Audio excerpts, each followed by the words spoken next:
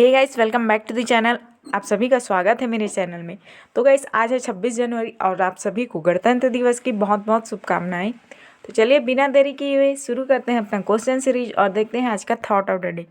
तो आज का थॉट ऑफ द डे ये रहा, कामयाब होने के लिए अकेले ही चलना पड़ता है। तो चलिए अकेले चलते हैं अपने कामयाबी की ओर और देखते हैं आज का पहला क्वेश्चन आपके लिए क्या है। तो पहला क्वेश्चन आपके सामने ये रहा, छत्तीसगढ़ी शब्द नरवा का हिंदी समानार्थी क्या है? हल, खेत, नाला या नदी? तो छत्तीसगढ़ी शब्द नरवा ला हिंदी में काहे कहथे? याद रखिए, नाला। छत्तीसगढ़ी शब्द नरवा का अर्थ है हिंदी में नाला। ठीक है। अगला क्वेश्चन, छत्तीसगढ़ी शब्द टेटका का क्या अर्थ है? छिपकली, गिरगिट, टिड्डा या केकड़ा? तो छत्तीसगढ़ी शब्द टेटका ला हिंदी में का कथे? तो टेटका ला हिंदी में कथे गिरगिट। ठीक है। अगला क्वेश्चन, महामाया मंदिर का निर्माण किसके शासनकाल में हुआ? रत्नदेव प्रथम, बिंबाजी भोसले, राजा कामसेन या वल्लभाचार्य या हर्षगुप्त? तो महामाया मंदिर का निर्माण किसने करवाया था? रत्नदेव प्रथम जी ने करवाया था। ठीक है। और रतनपुर की स्थापना भी की थी। ठीक। अगला है, बोलचाल की छत्तीसगढ़ी पुस्तक के लेखक कौन है? डॉक्टर विनय कुमार पाठक और प्रांजल पाठक। दूसरा, डॉक्टर चितरंजन कर और सुधीर कुमार शर्मा। तीसरा, डॉक्टर रमेश चंद्र मल्होत्रा और डॉक्टर चितरंजन कर। चौथा, डॉक्टर बिहारी लाल साहू और डॉक्टर मिनिकेतन प्रधान। तो बोलचाल की छत्तीसगढ़ी पुस्तक के लेखक कौन है? याद रखिएगा, डॉक्टर चितरंजन कर और डॉक्टर सुधीर शर्मा है। ठीक है। अगला क्वेश्चन, छत्तीसगढ़ी में मराठा प्रभुत्व काल में निम्नलिखित में से किस सूबेदार के समय पिंडरी उपद्रव प्रारंभ हुआ? भिकाजी गोपाल, महिपत राव दिनकर, भवानी कालू या विठल राव दिनकर? तो किस मराठा सूबेदार के समय पिंडारी उपद्रव प्रारंभ हुआ था? याद रखिएगा, विठल राव दिनकर के समय। ठीक है। अगला क्वेश्चन, पूर्व काल में पंडरिया एस्टेट का नाम क्या था? मुक्तापुर, प्रतापगढ़, पंडरी फॉरेस्ट, कुंदेरी, ठाकुर टोला या इनमें से कोई नहीं? तो क्या था पूर्व काल में पंडरिया एस्टेट का नाम? याद रखिएगा, मुक्तापुर प्रतापगढ़ था। ठीक। अगला क्वेश्चन, छत्तीसगढ़ी पर ओडिया का प्रभाव जिस क्षेत्र में पड़ता है वह है उत्तर, दक्षिण, पूर्व या पश्चिम? तो कौन सा क्षेत्र ओडिया के प्रभाव में है छत्तीसगढ़ का? तो पूर्वी क्षेत्र है। आप लोग देख सकते हो, ऐसे करके मान लीजिए ये छत्तीसगढ़ है और इधर है उड़ीसा। तो किधर पड़ रहा है उड़ीसा? पूर्व साइड में। तो पूर्वी क्षेत्र ही प्रभावित होगा ना। तो उड़ीसा का प्रभाव पूर्व क्षेत्र में दिखता है छत्तीसगढ़ में। ठीक है। अगला क्वेश्चन, 1857 के विद्रोह के दौरान सोना खान के जमींदार वीर नारायण सिंह के विरुद्ध निम्नलिखित जमींदारों के जमींदार ने अंग्रेजों की सहायता करी थी? भटगांव, छुई खदान, देवरी या केंदा? ऑप्शन है आपके पास 1 व 2, दूसरा 2 और 3, तीसरा 1 व 3 या चौथा 2 व 4। तो वह कौन कौन से जमींदारी के जमींदार थे जिन्होंने वीर नारायण सिंह के विरुद्ध अंग्रेजों की सहायता की थी? ठीक है। वे थे ऑप्शन सी 1 व 3, यानी कि भटगांव के जमींदार और देवरी के। इन्होंने गद्दारी करी और अपने ही लोगों को गिरफ्तार करवाया। ठीक है। इसीलिए तो गुलाम बने हम सब। अगला क्वेश्चन है, छत्तीसगढ़ मित्र छत्तीसगढ़ का प्रकाशित होने वाला पहला अखबार है जो सन 1900 में प्रकाशित हुआ था। इसे किसने प्रारंभ किया था? पहला, माधवराव सप्रे, दूसरा, पंडित रामराव चिंचोलकर, तीसरा, ए एंड बी दोनों यानी कि माधवराव और रामराव। चौथा सुंदरलाल शर्मा, पांचवा कोई नहीं। तो छत्तीसगढ़ मित्र जो 1900 में प्रकाशित हुआ था और छत्तीसगढ़ का पहला अखबार था प्रकाशित होने वाला। ठीक है, इसे कौन कौन प्रारंभ किए थे? तो ऑप्शन सी हो जाएगा एंड बी, यानी कि माधवराव सप्रे और रामराव चिंचोलकर जी। ठीक है, अगला क्वेश्चन, छत्तीसगढ़ी शब्द छत्तीसगढ़ प्रदेश के राज्य गीत अरपा पैरी के धार के गीतकार का नाम क्या है? दानेश्वर शर्मा, पवन दीवानी, नरेंद्र देव वर्मा या लक्ष्मण मस्तूरिया? तो अब तो बच्चे बच्चे को रटा ही होगा हर टाइम, मतलब स्कूल में प्रार्थना टाइम अरपा पैरी के धार गाया जाता है और ये रट गया होगा जैसे हमको राष्ट्रगान राष्ट्रगीत रट गया था। तो इसके लेखक कौन है या इसके गीतकार कौन है? नरेंद्र देव वर्मा जी हैं।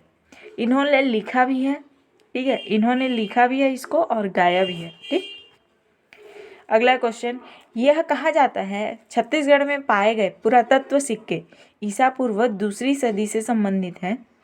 इन मूल्यवान सिक्कों का क्या नाम है? ताम्र मुद्रा, स्वर्ण मुद्रा, रजत मुद्रा या आहत पंचमार्ग मुद्रा?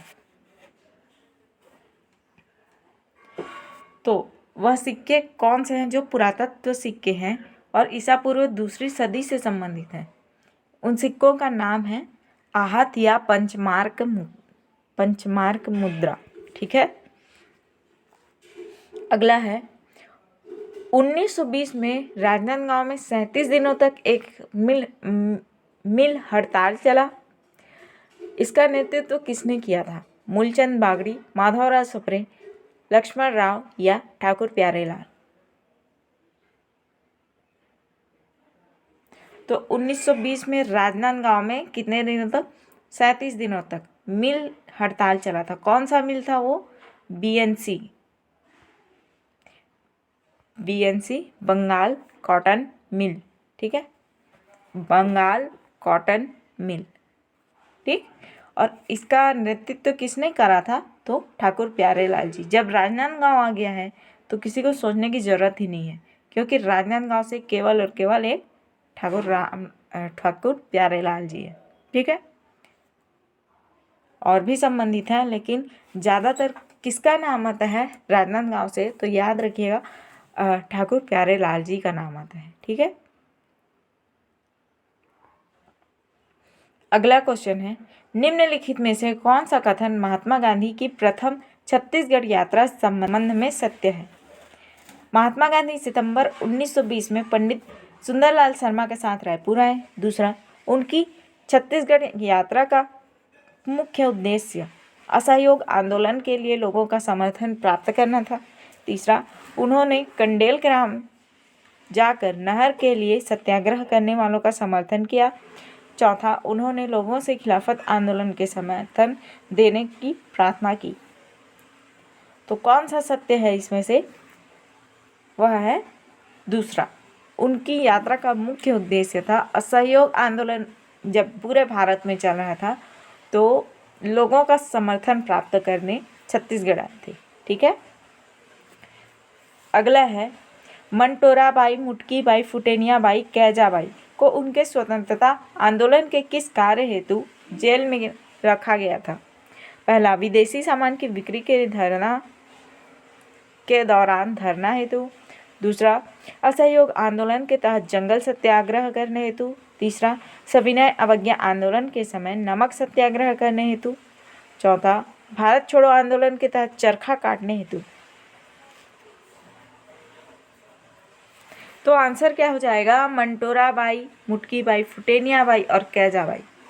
इनको स्वतंत्रता आंदोलन के वह कौन सा कार्य था जिसके लिए रखा गया था जेल में? वह था विदेशी सामान की बिक्री के दौरान धरना देने के लिए। ठीक है,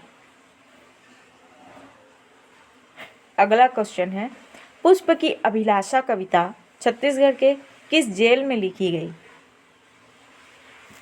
रायपुर, राजनांदगांव, दुर्ग, रायगढ़ या बिलासपुर? तो पुष्प की अभिलाषा पुस्तक किस जेल में लिखी गई थी? बिलासपुर में लिखी गई थी। ठीक है।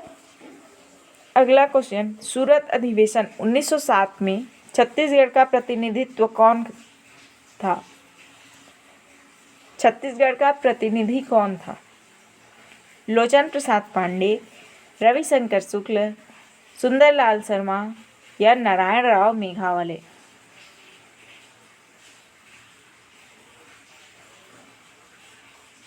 तो कौन थे प्रतिनिधि सूरत अधिवेशन 1907 के समय? वे थे लोचन प्रसाद पांडे। ठीक है।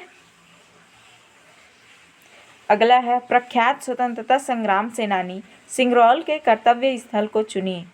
रायपुर, दुर्ग, राजनांदगांव या बिलासपुर? तो सिंगरौल जी, इनका पूरा नाम क्या है? रघुनंदन।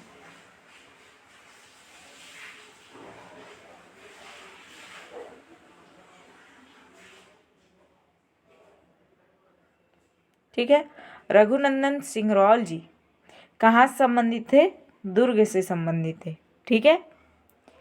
अगला है, छत्तीसगढ़ में व्यंकोजी भोसले के शासनकाल में सूबेदारी प्रथा प्रारंभ हुई, जिसके अंतर्गत निम्नलिखित सूबेदारों ने कार्य किया। भीकाजी गोपाल, केशव गोविंद, विठल राव दिनकर या महिपत राव दिनकर? तो सबसे पहले कौन आए थे? महिपत राव दिनकर, उसके बाद विठल राव दिनकर, उसके बाद केशव गोविंद, उसके बाद भीकाजी गोपाल। ठीक है। तो इस तरह से क्या हो जाएगा हमारा आंसर? 4, 3, 2, 1। और 4, 3, 2, 1 कौन से ऑप्शन में दिया हुआ है? Option D. आंसर हमारा हो जाएगा ऑप्शन डी। ठीक। अगला क्वेश्चन है, निम्न में से किसके साथ छत्तीसगढ़ के परशुराम सोनी जी का नाम जोड़ा जाता है? रिवॉल्वर बनाने, नेपाम बम या अग्नि बम बनाने, बुलेट या गोलियां बनाने, धुआं फैलाने वाले बम बनाने या इन सभी से? तो परशुराम सोनी जी किसके लिए जोड़ा जाता है? तो इन सभी में जोड़ा जाता है। ठीक है। रिवॉल्वर बनाते थे, नेपाम बम या अग्नि बम बनाते थे, बुलेट या गोलियां बनाते थे और धुआं फैलाने वाले भी बम बनाते थे। ठीक है। अगला है, सोना खान के वीर नारायण सिंह को प्रथम बार कब गिरफ्तार किया गया था? दिसंबर 1856, दिसंबर 1857, अक्टूबर 1857 या अक्टूबर 1856?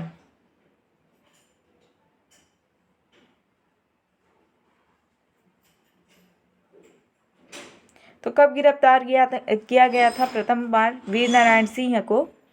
प्रथम बार है ना, याद रखिएगा, अक्टूबर 1856 को। ठीक है।